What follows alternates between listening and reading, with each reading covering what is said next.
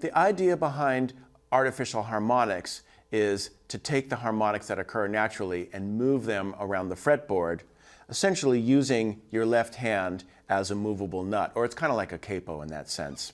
So we can use the same basic technique that we did with playing natural harmonics and employ those to artificial harmonics. So let's take a look at the essential technique here. If I were to just use my index finger on the right hand to play the harmonic itself, or to shadow the harmonic, I would actually point that index finger over the 12th fret, and then I can use the thumb on my picking hand to actually pluck the string.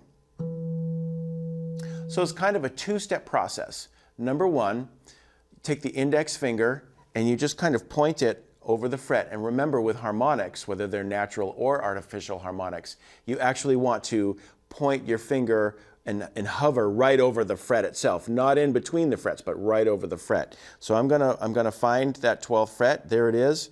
And I'm touching the string with my index finger, but I'm not pressing down. And then once I have that kind of hovering over the fret, then I can pluck it with my thumb. And then I can take it away and it'll still ring.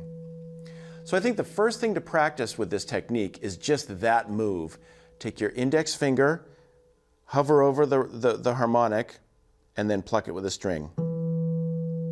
And then try that using other strings.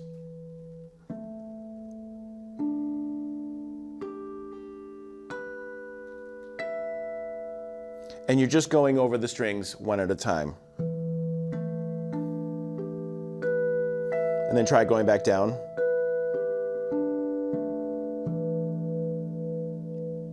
So that's the technique behind actually articulating this. So if I were to pull away from the guitar here, my index finger is hovering over the fret, and then the thumb is kind of tucked behind the index finger, and it's plucking the string using downstrokes mostly. You could do an upstroke, but it's basically, this is the move.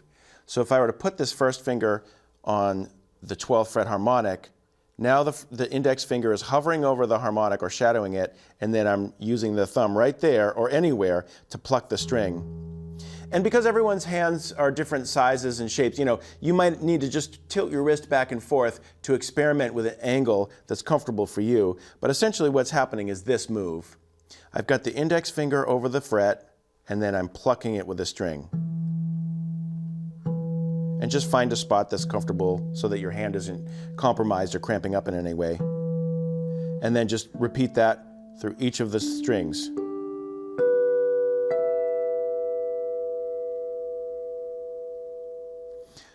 Now I'm ready to start exploring artificial harmonics. So for example, if we bar on the 3rd fret with our first finger on the fretting hand, the rule here is we want to go up an octave or 12 frets above wherever your left hand is. So you can just imagine like your index finger is kind of like a capo here. So 12 frets higher or 1 octave higher would be up on the 15th fret. So I find that, and then I still use the two-step process there. I will like get my index finger ready to play that harmonic or hover over the fret, and then I'll use my thumb to pluck it. So it's the exact same technique here.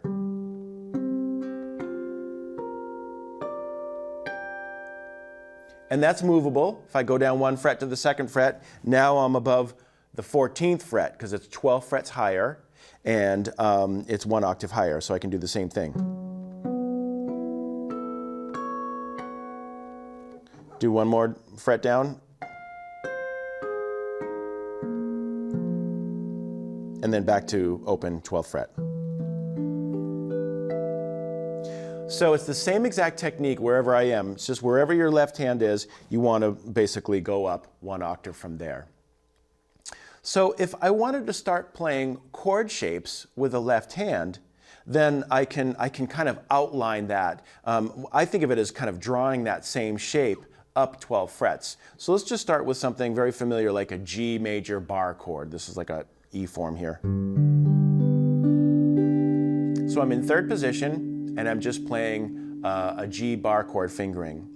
So you want to imagine what that shape looks like and what the fingering looks like up 12 frets. So this is in 3rd position, so I'm thinking up in the 15th fret, And I'm going to literally draw that shape. I'm just imagining what it looks like. I've got the, the kind of a power chord shape in the bottom and then a triad on top. And I will move my index finger to basically draw this shape. So I'm going to start off with the 15th fret on the E string. Then I'm going to move up 2 frets to the 17th fret because these 2 fingers are on the 5th fret on each of those strings. So 17, 17. Now the middle finger is on the 4th fret G string, so I'm going to go up an octave to the 16th fret G string, find that harmonic and then pluck the string.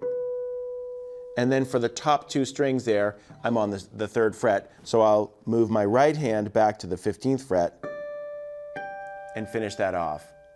So if I essentially draw that chord shape, use the plucking technique where my first finger is kind of like drawing the shape of that chord, the thumb is just plucking the string behind it. I've got this.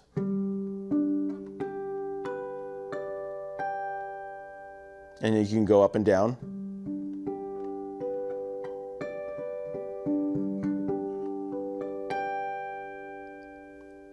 And you can literally draw any shape of chord that you want. So if I maybe move up to a bar, just a basic bar form of an A minor, I'll go up to the 17th fret, which is 12 frets or 1 octave higher, and I'll draw that shape.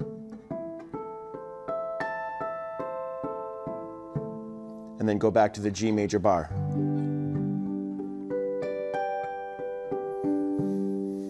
And this is a nice technique to maybe just kind of finish off the song. Let's just say like your last few chords of a song are, 2, 5, and then just kind of finish it off. And if you want to strum multiple strings at a time, you can use your first finger to kind of shadow, outline the shape of that chord. And just like we did earlier, use the pinky to strum those strings up.